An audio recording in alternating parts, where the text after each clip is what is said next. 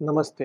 మనం May month యొక్క రాశి ఫలాలు చెప్పుకుందాం. ముందుగా మే మంత్ యొక్క విశిష్టత మనం తెలుసుకుందాం. మే మంత్ మనకి ఇది వైశాఖ మాసం చతుర్దశి నుంచి స్టార్ట్ అవుతుంది. వైశాఖ మాసం అనంగానే విష్ణుమూర్తికి అత్యంత ప్రీతికరమైన మాసం. ఈ మాసంలో గనక మనం ఆహ్, ఉదక దానం చేసినట్లయితే అత్యంత పుణ్యప్రదమని మనకు శాస్త్రాలు చెప్తున్నాయి. ఉదకం అంటే మంచినీళ్ళు. ఈ మాసంలో గనక మనకు చలివేంద్రాలు పెట్టి పక్షులకు కానివ్వండి, లేదంటే మనుషులకు కానివ్వండి, జంతువులకు కానివ్వండి, నీటిని గనుక మనం దానం చేయగలిగితే ఎంతో పుణ్యప్రదమని మనకు చెప్తూ ఉంటారు. ఎండలు చాలా అధికంగా ఉంటాయి మే మంత్‌లో.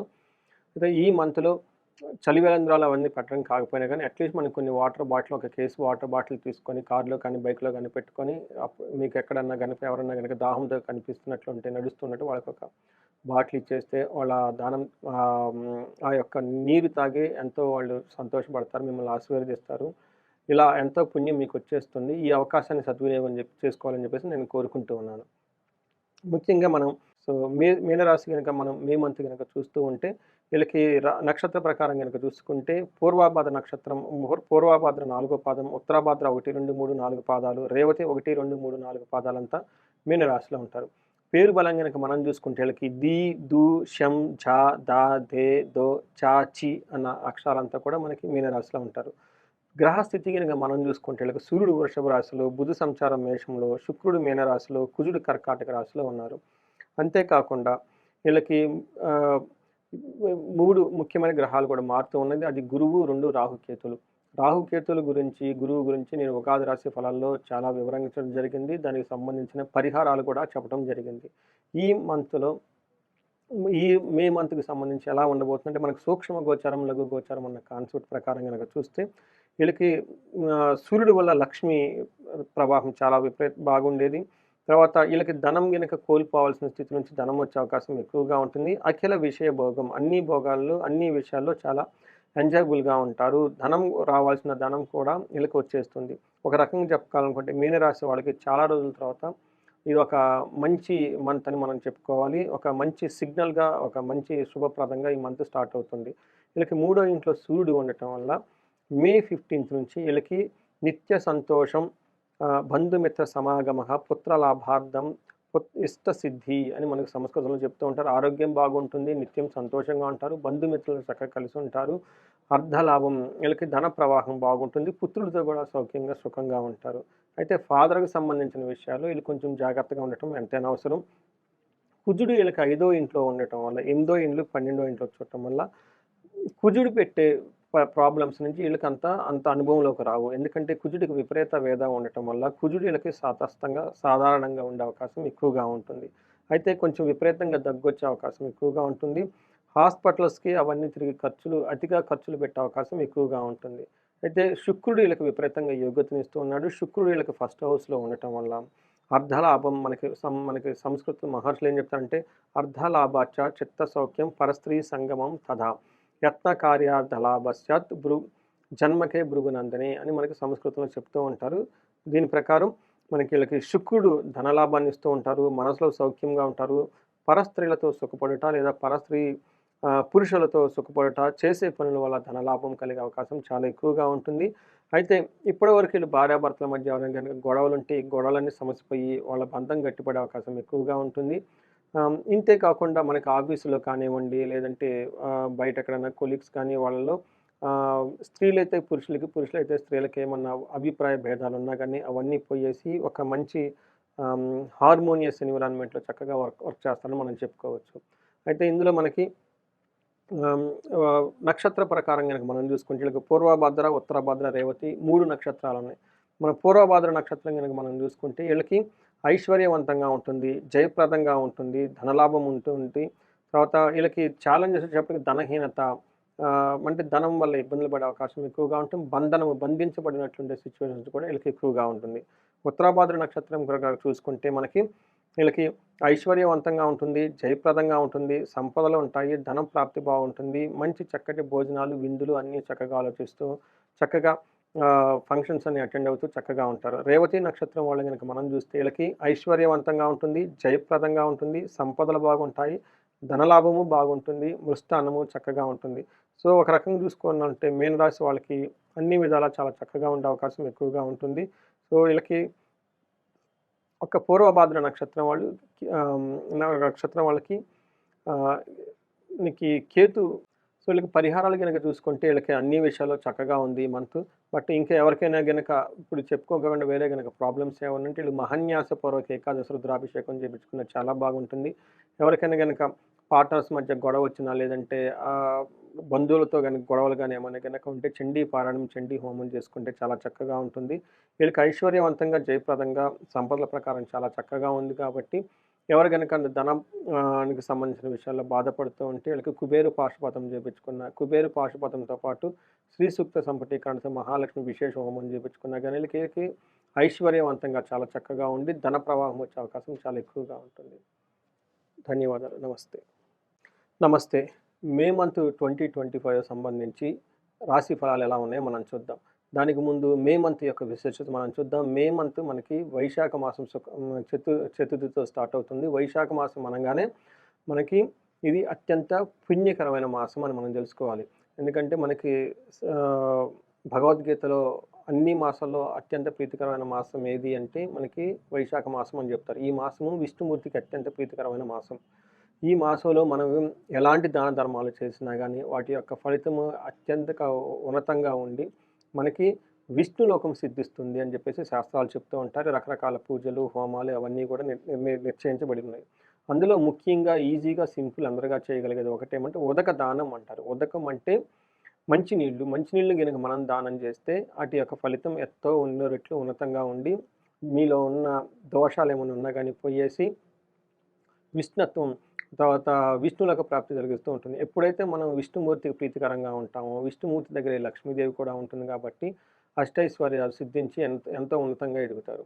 అయితే పూర్వకాలం మనకి చలివేంద్రాలను పెట్టేవాళ్ళు కాబట్టి ఈ రోజుల్లో మనకు అంత కష్టతరంగా ఉంటుంది కాబట్టి ఆర్ఓ ప్లాంట్స్ కానివ్వండి లేదంటే బాగా దాహంగా ఉన్న వాళ్ళకి వాటర్ మనకి బాటిల్స్ కానీ అవన్నీ ఇచ్చేస్తే చాలా బాగుంటుంది. చక్కగా కారులో ఒక ప్యాక్ లేదంటే ఒక కేస్ కానీ ఏదన్నా పెట్టుకొని అందులో ఒక బాక్స్లో ఈ వాటర్ బాటిల్స్ పెట్టుకొని ఎవరైనా దాహం కనుక మీకు కనిపిస్తే ఎండలో ఉంటున్నా కానీ వాళ్ళకి ఈ వాటర్ని కనుక దానం చేస్తే ఎంతో పుణ్యం వస్తుంది.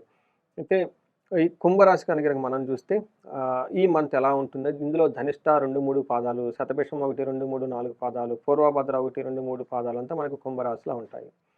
పేరు బలంగా మనకు చూసుకుంటే ఇందులో గు, గే, గో, సా, సి, సు, సే, సో, దా అన్న అక్షరాలంతా కూడా మనకి కుంభరాశిలో ఉంటాయి. మనం గ్రహస్థితిని బట్టి మనం గనక చూసుకుంటే వీళ్ళకి సూర్యరాశి సంచారం సూర్యుని యొక్క సంచారం రిపీట్ గ్రహస్థితిని కనుక మనం చూస్తే వృషభ రాశి వాళ్ళకి సూర్యుడు వృషభ రాశిలోను, తర్వాత బుధ సంచారం మేషరాశిలోను, శుక్ర సంచారం మీనరాశిలోను, కుజుడు కర్కాటక రాశిలో ప్రవేశిస్తూ ఉన్నారన్నమాట. ఇంతేకాకుండా ఈ మంత్లో 3 ముఖ్యమైన గ్రహాలు కూడా మారుతున్నాయి. ఒకటి గురువు, రెండోది రాహుకేతులు. ఈ యొక్క గ్రహస్థితిని అనుసరించి ఈ మాసం ఎలా ఉందంటే వీళ్ళకి చాలా చక్కగా ఉందని మనం చెప్పుకోవాలి. చాలా రోజుల తర్వాత ఈ కుంభరాశి వాళ్ళకి ఒక బెస్ట్ టైం అనేది రాబోతుంది. వీళ్ళకి ఏలినాటి శని యొక్క ప్రభావంతో ఉన్నారు. ఏలినాటి శని యొక్క ప్రభావం కూడాను రీసెంట్గా మూడో స్టేజ్లోకి వెళ్ళిపోయారు. దీని తర్వాత ఒక శుభ సూచకంగా ఈ మంత్ వీళ్ళకి చాలా చక్కగా ఉండబోతుంది. ఎవరైతే ఇప్పటిదాకా మిమ్మల్ని అవమానించారో ఇక ముందు వాళ్ళు అవమానించే అవకాశం తక్కువగా ఉంటుంది. సంపదలు బాగా వస్తాయి. విత్త సిద్ధి, ధన ప్రాప్తి చాలా బాగుంటుంది. ఎనిమీస్ మీకు ఎవరైనా గనక ఉంటే వాళ్ళు మిమ్మల్ని ఏమీ చేయలేరు. వాళ్ళు మీ నుంచి దూరంగా వెళ్ళిపోతారు. ఇది మనకు కుంభరాశి ఈ మంత్లో ఉన్న హైలైట్స్. మనం డీటెయిల్స్గా కనుక చూసుకుంటే సూర్యుడు వీళ్ళకి 4వ ఇంట్లో ఉండటం వల్ల ఇంట్లో జనరల్గా కొంచెం ప్రాబ్లమ్స్ అవన్నీ ఎవరికైతే ఉంటాయో వాటి నుంచి విముక్తి వచ్చేసి కుటుంబం అంతా చాలా చక్కగా ఉంటే హ్యాపీగా ఉండే అవకాశం ఎక్కువగా ఉంటుంది. 10వ ఇంట్లో దృష్టి ఉండటం వల్ల ప్రమోషన్స్, జాబ్లో ప్రమోషన్స్ రావటం, కొత్త జాబ్ రావటం ఇవన్నీ ఎక్కువగా ఒక బెస్ట్ టైం వీళ్ళకి రాబోతుందని మనం చెప్పుకోవాలి. సూర్యుడు మంచి యోగ్యతను ఇస్తూ ఉన్నారు.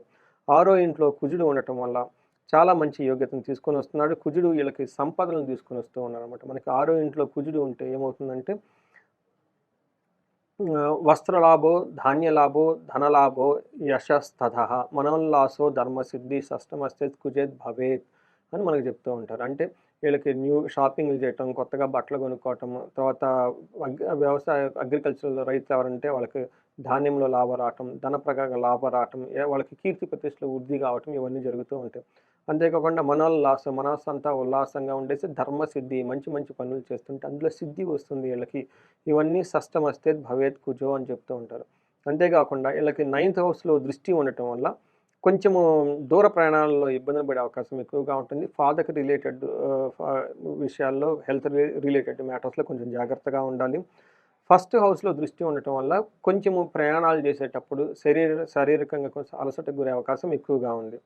తర్వాత వీళ్ళకి రెండో ఇంట్లో శుక్రుడు ఉండటం వల్ల విశేషంగా యోగ్యతనిస్తూ ఉంటారు. రెండో ఇంట్లో శుక్రుడు ఉండటం వల్ల కుటుంబ సౌఖ్యం, ఆరోగ్యం, స్త్రీ సల్లాపం, యసత్కరం, దేహ సౌఖ్యం, వస్త్రలాభం, ద్వితీయ స్థానగే భృగు అని మనకు మహర్షులు సంస్కృతంలో చెప్పారు. దీని ప్రకారం కుటుంబ సౌఖ్యం, వీళ్ళ కుటుంబం అంతా చాలా సౌఖ్యంగా ఉంటుంది, ఆరోగ్యంగా ఉంటారు. స్త్రీ సల్లాపం అంటే లేడీస్‌తో చక్కగా మాట్లాడి వీళ్ళకి కావాల్సిన విషయాన్ని కానివ్వండి, తర్వాత వాళ్ళ నుంచి ఏమన్నా సపోర్ట్ గాని చక్కగా తీసుకోవచ్చు.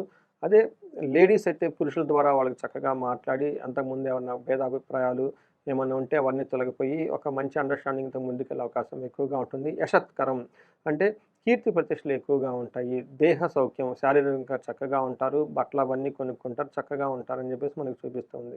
8th హౌస్‌లో దృష్టి ఉండటం వల్ల మంచి ఫుడ్ కూడా తింటారు వీళ్ళు. చక్కగా అన్ని ప్లెజర్స్ టైంకి ఎంజాయ్ చేస్తూ ఉంటారు. ఈ రాశిలో ఉన్న 3 నక్షత్రాలు గనక మనం చూసుకుంటే ధనిష్ట, శతభిషం, పూర్వభద్ర 3 నక్షత్రాలుంటాయి.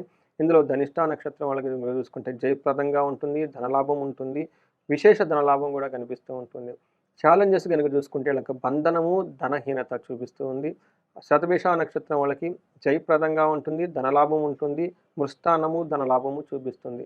వీళ్ళకి ధనహీనత, బంధనము అన్న ఒక 2 నెగెటివ్ ప్రతికూల పరిస్థితులు ఉన్నాయి. పూర్వాషాఢ, భాద్ర నక్షత్రం వాళ్ళకి ఐశ్వర్యవంతంగా ఉంటుంది, జయప్రదంగా ఉంటుంది. ధనహీనత ఎక్కువగా ఫేస్ చేస్తూ ఉంటారు. ధనలాభం ఉంటుంది. మృష్టాన్న భోజనం చక్కగా పార్టీలు, ఫంక్షన్స్ అన్నీ అటెండ్ అయ్యి హ్యాపీ ఎంజాయబుల్‌గా ఉండే అవకాశం కూడా చాలా ఎక్కువగా ఉంటుంది. వీళ్ళకి దీనితో పాటు ధనిష్ట నక్షత్రం వాళ్ళకి స్త్రీ నాశనం, బుద్ధి నాశనం అని చెప్తారు. శతభిష నక్షత్రం వాళ్ళకి బుద్ధి నాశనం అంటే సరైన డెసిషన్ తీసుకోకుండా రాంగ్ డెసిషన్ తీసుకొని ఇబ్బంది పడే అవకాశం ఎక్కువగా ఉంది. సో, వీళ్ళకి పరిహారాలు గనక చూసుకుంటే వీళ్ళకి కుజుడు అన్ని గ్రహాలు చక్కగా ఉన్నాయి. ఎవరికైనా గనక విశేషంగా ఏదైనా గనక ప్రాబ్లమ్ గనక ఫేస్ చేసేస్తూ ఉంటే వాటికి తగిన విధంగా పరిహారాలు గురించి ఆలోచించుకుంటే వీళ్ళకి ప్రతి పని జయప్రదంగా ఉంది. ఇన్‌కేస్ ఎవరైనా గనక ప్రాబ్లమ్స్ ఫేస్ చేస్తుంటే వీళ్ళకి మన్యు పాశుపత అభిషేకం అని ఉంటది. అది చేసుకుంటే చక్కగా ఉంటుంది. బంధించబడినట్లు ఉన్న సిట్యుయేషన్ నుంచి బయటపడడానికి వీళ్ళు విష్ణువు ఆలయాలను దర్శించుకొని మహాలక్ష్మి సమేత వెంకటేశ్వర స్వామి, లక్ష్మీ సమేత లేకుంటే శ్రీరంగనాథ స్వామి ఇలా విష్ణువుకి సంబంధించిన ఆలయాలు ఎక్కడ దర్శనం చేసుకున్నా గానీ వీళ్ళకి చక్కగా ఆ బంధించబడినట్లున్న ప్రాబ్లమ్స్ నుంచి బయటపడతారు. వీళ్ళకి ధనహీనత కూడా ఎక్కువగా చూపిస్తూ ఉంది కాబట్టి ఇది కుజుని వల్ల ఉంది కాబట్టి సుబ్రహ్మణ్యేశ్వర స్వామి ఆరాధన చేసిన సుబ్రహ్మణ్యేశ్వర స్వామి భుజంగ స్తోత్రం చదివినా గానీ వీళ్ళకి చాలా చక్కగా ఉన్నతంగమైన స్థితికెళ్తారు. ఇవి కాకుండా ధనహీనత వాళ్ళ యొక్క తీవ్రతను బట్టి కనకదార స్తోత్రాన్ని రెగ్యులర్‌గా చదువుకుంటుంటే చాలా బాగుంటారు. అయితే ఎవరికైతే పెద్ద పెద్ద వాళ్ళ సమస్య తీవ్రత ఎక్కువగా ఉండి బిజినెస్‌లో టర్నోవర్ రాకపోవటం ఇబ్బంది పడుతూ ఉంటారు. వీళ్ళు కుబేర పాశుపత అభిషేకం చేపించుకున్న, మహాలక్ష్మి విశేష పూజ చేపించుకున్నా గానీ ధన ప్రవాహం వీళ్ళకి చక్కగా వస్తుంది. సో, ఇవి కాకుండా ఇంకా వేరే ఏమైనా సమస్యలుంటే వాళ్ళ వ్యక్తిగతంగా గనక సంప్రదించగలిగితే వాళ్ళకి తగు విధంగా మనకి సలహాలు, పరిహారాలు ఇవ్వటం జరుగుతూ ఉంటుంది.